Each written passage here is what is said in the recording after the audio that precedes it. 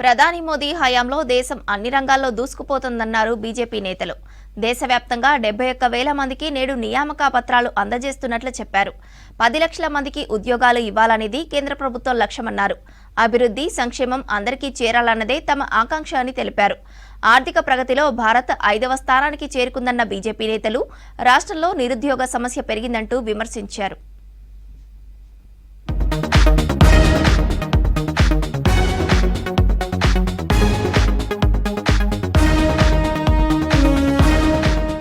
ప్రధాని మోదీ నేతృత్వంలో దేశం అన్ని రంగాల్లో దూసుకుపోతోందన్నారు కేంద్ర మంత్రి కిషన్ రెడ్డి.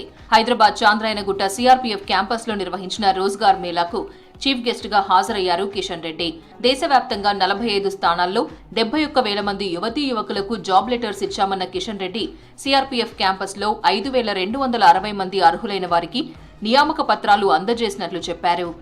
భారత ప్రభుత్వంలో ఉన్నటువంటి వివిధ ప్రభుత్వ శాఖలకు సంబంధించి మంత్రిత్వ శాఖలకు సంబంధించినటువంటి ఖాళీల భర్తీ చేసేటువంటి విషయంలో ప్రధానమంత్రి గారు నేరుగా నిరుద్యోగ యువతకు ఉద్యోగ నియామక పత్రాలు అందజేయడం జరిగింది.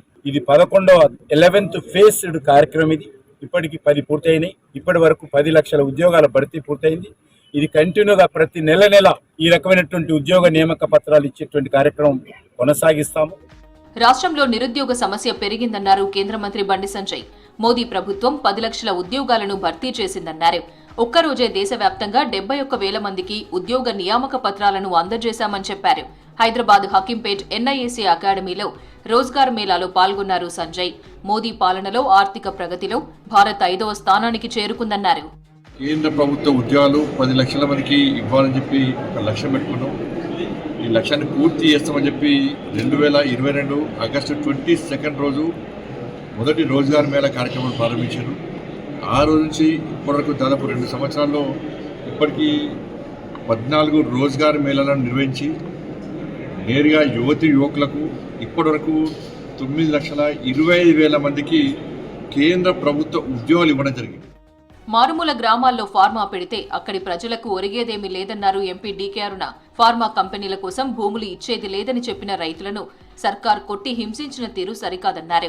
కొడంగల్ నియోజకవర్గం లగచర్లలో పర్యటించిన అరుణ జైలు నుంచి విడుదలైన రైతులతో సమావేశమయ్యారు. మరో 15 మందికి కూడా బెయిల్ వచ్చేలా తన వంతు కృషి చేస్తానన్నారు. ఆ భూమిని కోల్పోతే దానికంటే ఎక్కువ న్యాయం జరుగుతుంది అన్నప్పుడు ముఖ్యమంత్రి గారు వారిని కన్విన్స్ చేయాలి. కూర్చోబెట్టుకొని వాళ్ళతో మాట్లాడి కన్విన్స్ చేసుకొని చెయ్యాలే తప్ప బలవంతం చేసి భయపెట్టి ఆ భూములు లాక్కోవడం సరికాదని, ఎట్టి పరిస్థితుల్లో రైతులకు అండగా మేము ఉంటామని ఆనాడు కూడా చెప్పినాం. ప్రభుత్వం దేశజాలకు పోవద్దు, రైతులతో పంతానికి దిగొద్దు. ఈరోజు ఫార్మా ఇండస్ట్రీ మనకు ముఖ్యం కాదు. 25 నుంచి భారత ప్రభుత్వం మాజీ ప్రధాని అటల్ బిహారీ వాజ్పేయి 100వ జయంతి కార్యక్రమాన్ని నిర్వహించనున్నట్లు తెలిపారు బీజేపీ రాష్ట్ర ప్రధాన కార్యదర్శి కాసం వెంకటేశ్వర్లు. వాజ్పేయి జీవితాన్ని వివరిస్తూ 24న రాష్ట్రంలో ఫోటో ఎగ్జిబిషన్ ఏర్పాటు చేస్తున్నట్లు తెలిపారు కాసం వెంకటేశ్వర్లు.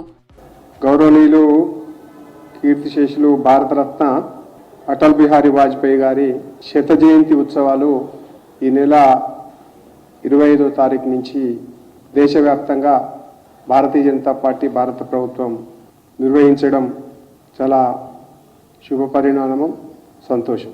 దానికి సంబంధించి భారతీయ జనతా పార్టీ రాష్ట్ర శాఖ 25వ తారీఖు నుంచి వివిధ కార్యక్రమాలని చేయబోతా ఉంది.